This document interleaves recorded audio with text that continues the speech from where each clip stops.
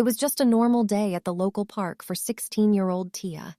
She was playing basketball with her best friends, Sam and Zoe, when she noticed something strange on the wall of the park's building. It was a green gecko with a bright orange underbelly. Tia was fascinated by the creature and decided to get a closer look. As she approached the wall, the gecko suddenly jumped from the wall and onto her hand. Tia felt a sharp pain in her hand and quickly pulled back, but the gecko was already gone. "Tia, are you okay?" Sam asked as he ran over to her. "I think so," Tia said, holding her hand. "It just felt like a pinch." Zoe came over to inspect Tia's hand. "There's a little red mark," she said. "Maybe you're allergic to gecko bites." Tia shrugged it off, and they continued their game of basketball. But as the day went on, Tia noticed that she was feeling different. She was faster, stronger, and even more agile. "Wow, Tia," Sam said. "You're playing like a pro today. What's up?" Tia didn't know what to say. She had never felt this way before. She couldn't explain the sudden change in her abilities.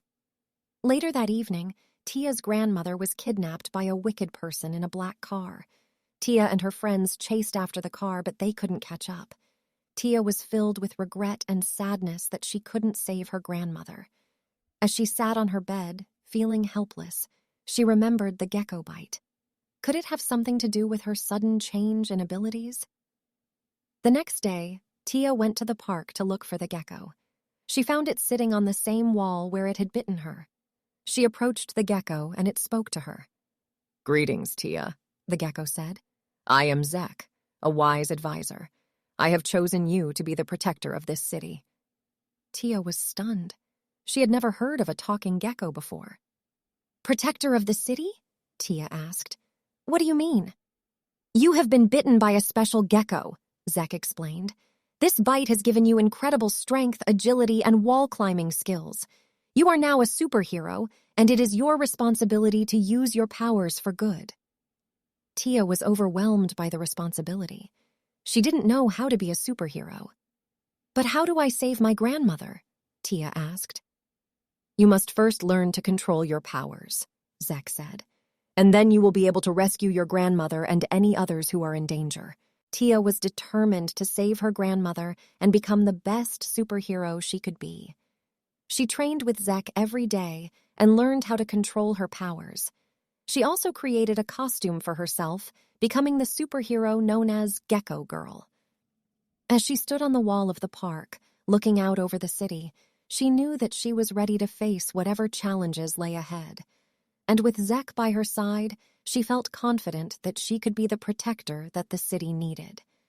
Gecko Girl had been patrolling the city for several weeks, stopping petty crimes and helping those in need. She was quickly becoming a household name, and people were starting to see her as a true hero. But Tia never forgot about her grandmother and was determined to rescue her from the wicked person who had taken her. She had been gathering information and tracking the kidnapper, waiting for the right moment to strike. One night, she finally found out where her grandmother was being held. It was a tall building in the heart of the city, and Tia knew that she had to act fast. She approached the building, using her wall-climbing skills to scale the walls and reach the top floor. As she peered into the window, she saw her grandmother sitting in a chair, surrounded by the kidnapper and his henchmen. Tia didn't hesitate. She burst into the room, ready to face the kidnapper. "Who are you?" the kidnapper sneered. "And what do you want?"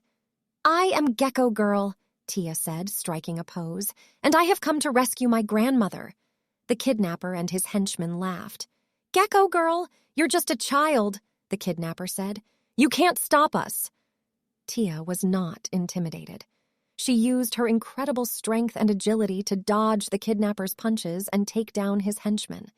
The kidnapper was no match for her, and she was able to rescue her grandmother in no time. "Thank you, Tia," her grandmother said, hugging her tightly. "I knew you would come to save me." Tia blushed with pride. She had successfully used her powers for good and rescued her grandmother. She felt like a true hero. But as they were leaving the building, they were suddenly surrounded by the police. Tia's heart sank as she realized that they might not understand what had just happened. "Gecko Girl!" the police chief said, his voice stern. You are under arrest for breaking and entering and assaulting several people. Tia was stunned. How could they think that she was the bad guy? But I was just trying to save my grandmother, Tia said, her voice shaking. We have evidence that suggests otherwise, the police chief said. You will have to come with us to the station for questioning. Tia was devastated. She had done everything in the right way, and yet she was still being accused of wrongdoing. She felt like giving up, but then she remembered the words of Zek. You must use your powers for good, no matter what others may think. Tia stood tall and faced the police with determination. She knew that she had to continue her mission, no matter what the cost. And with Zek by her side, she knew that she would always have a wise advisor to help guide her. Tia was in the police station, being interrogated by the police chief. She felt hopeless, like no one would believe her story. But then, the door burst open, and Zek came in. Stop this questioning at once, Zek said, his voice firm. Tia is not a criminal. She is a hero. The police chief raised an eyebrow. And who are you? He asked. I am Zek, her mentor and advisor, Zek said, and I have proof that Tia is innocent. Zek produced a video recording of the entire incident at the tall building. The video showed Tia breaking in to rescue her grandmother and the kidnapper and his henchmen attacking her. The police chief's eyes widened as he watched the video. I had no idea, he said, turning to Tia. I am sorry, Gecko girl. You are free to go. Tia was overjoyed. The truth had finally been revealed, and she was no longer considered a criminal. As she left the police station, Tia was greeted by a crowd of cheering people. They had seen the video and finally understood that she was a true hero. Thank you, Zek, Tia said, hugging her mentor.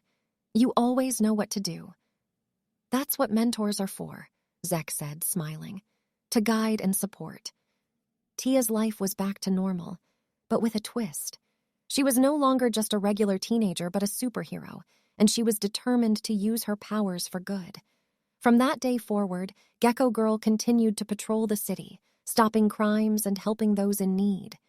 She was loved and respected by all, and she felt like she had finally found her true calling. Tia was proud of who she had become, and she knew that her grandmother was proud of her too. And with Zek by her side, she knew that she could face any challenge that came her way.